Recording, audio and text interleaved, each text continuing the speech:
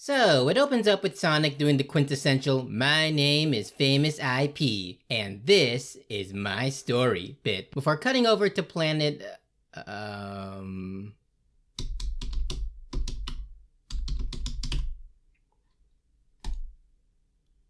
Mobius. And I'm like, holy shit, this looks amazing! Like, I know we all got moist over Sonic's redesign and all, but the actual planet here looks absolutely goated. Like the vibrancy, the lush flora and fauna, the expressiveness and Longclaw that balances the line between fantasy and realistically volumetric. Like if I wasn't immersed into the Sonic lore before, I sure as hell am sucked into it now. God, I can't wait to spend the next couple of hours discovering the intricacies of Sonic's culture and the type of quirky, fantastical characters that inhabit...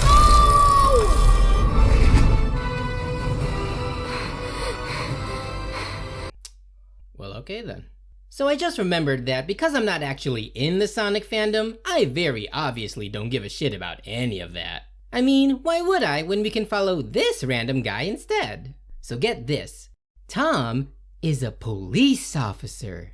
He's got a perfectly comfortable life with a nice house and a beautiful fiance, but plot twist, he's still not happy. He wants to move to the big city and be a real cop, but the mean real estate system is being a minor annoyance for him. How will Tom possibly overcome this most tragic of personal obstacles? Like shit, man, you just can't get a more compelling and enriching narrative than that.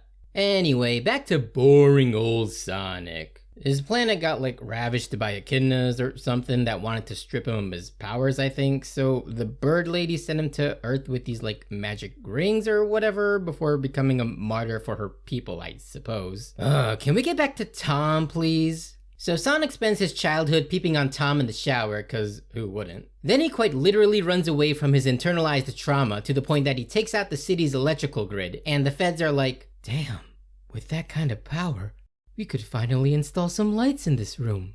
So naturally they hire this piece of work and his personal dick sucker to get the job done. And honestly though, Jim Carrey gets the job done. Like, he managed to hit that sweet spot where he captures Robotnik's inherent cartooniness while still making him feel like he could be something of an actual person. It's campy, but down to earth, you know? See Cowboy Bebop? That wasn't so hard. So Robot Dick is in hot pursuit and Sonic tries to pull out. But Tom, the man, the myth, and the legend, guns him down, while also losing LeBron's rings in San Fran. So feeling guilty for almost killing a child, Tom drags his failing corpse across state lines to his veterinarian fiancée in the city, because she's somehow qualified to revive him. As they make the trek, Tommy realizes that he's gotta stabilize the body with some meds, so he takes Sonic's underage ass over to a bar for a couple of whiskey shots. He ends up regaining consciousness, so naturally the best course of action is to stay at a hotel and consummate their friendship.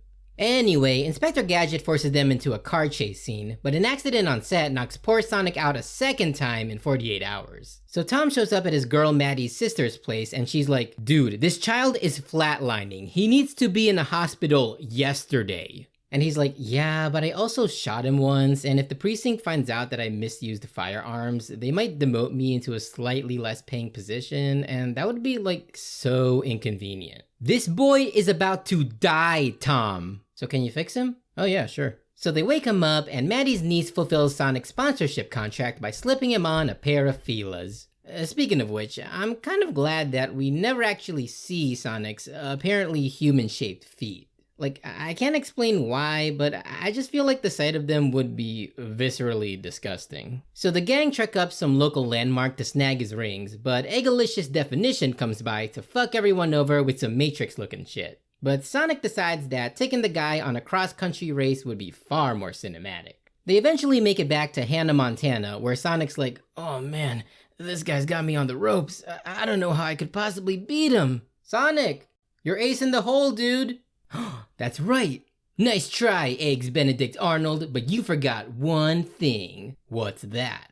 Super speed is an OP superpower. No! Logical reasoning! So Sonic sends Jim Carrey's ass to a planet full of shrooms, cause let's be honest, dude really needs to touch some grass. The day is saved, but now Tommy Boy and Mads are fugitives of the law, and they're like, hey Sonic, we set up this completely isolated bedroom just for you.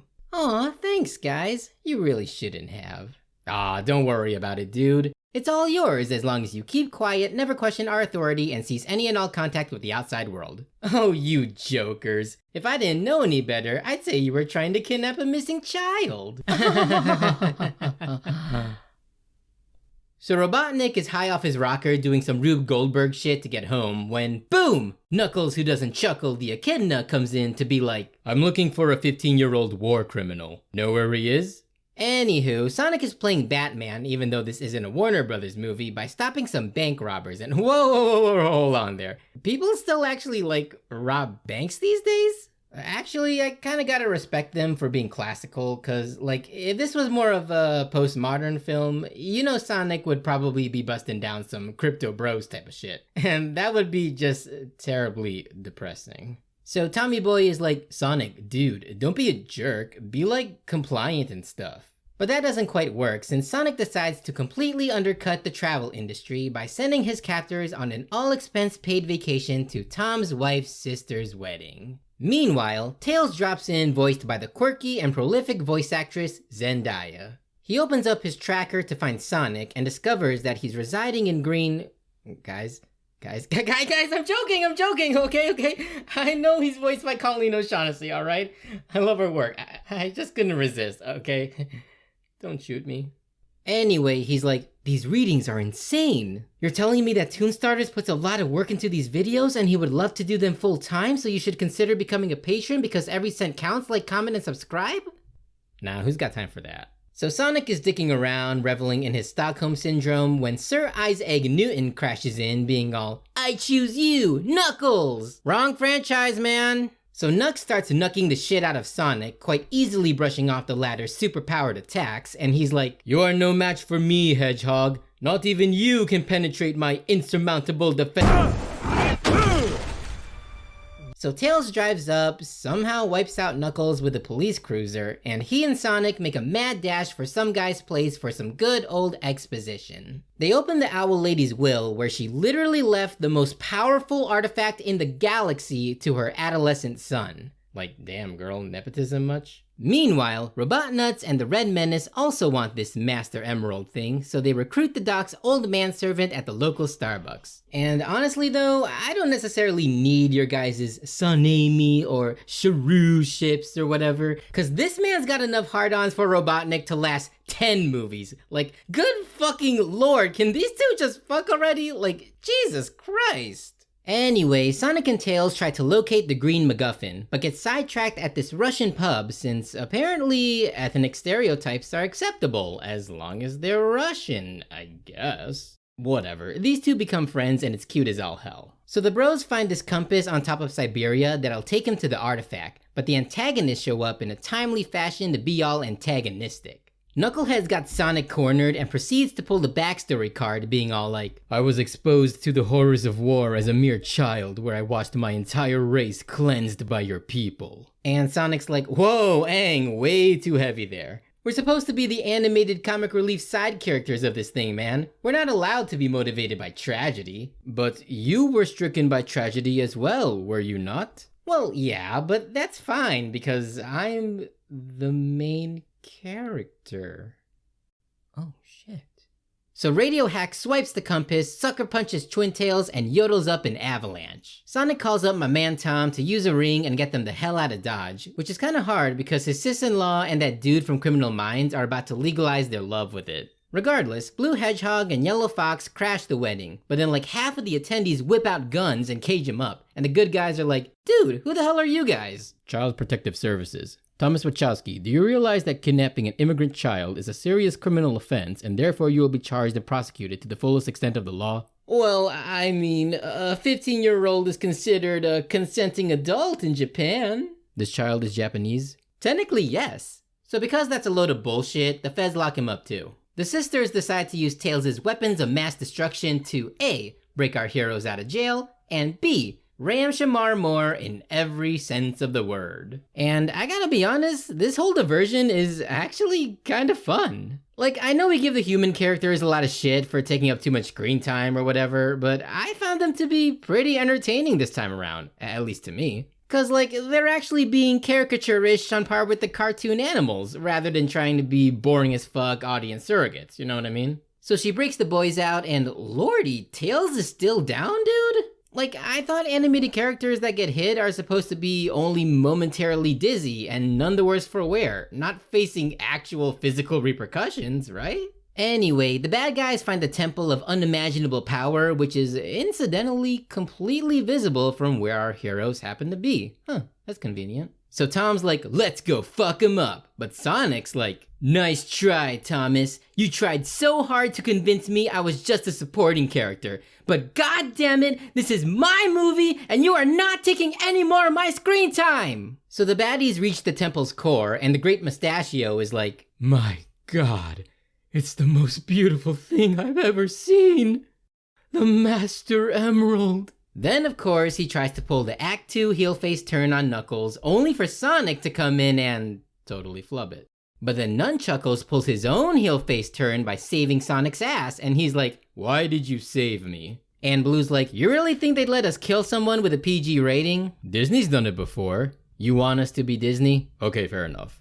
It's a tender moment, guys, really. Meanwhile, the feds find Eggman chilling at the local Starbucks, and he's like, suck my dick, assholes! Can I? So Robotnik shows us why he's got absolutely no vision, because despite being a literal god now who could bring humanity to a standstill just by psychically turning off the internet, he uses his newfound power to build a giant mecha instead. And of course, this is the part where the primary color trio pop in for the big climactic fight scene. And it's at this point, fellow viewers, that I must draw your attention to something most unusual. Now, as I mentioned before, I'm not really a part of the Sonic fandom. Like, the only Sonic thing I ever really consumed was the Sonic Boom cartoon, which I love, but for whatever reason, the Sonic franchise as a whole was just never really my scene. And yet, when this money shot of Sonic, Tails, and Knuckles about to throw down came up on the screen, it was like something just clicked inside me, you know? It was like, despite having almost no history with any of these characters, I still had the biggest nostalgia boner I could have ever remembered having. Somehow, in that moment, my mind had regressed to that of a young 10-year-old boy, and I was earnestly cheering for these guys to win as if they had somehow always been a significant part of my childhood.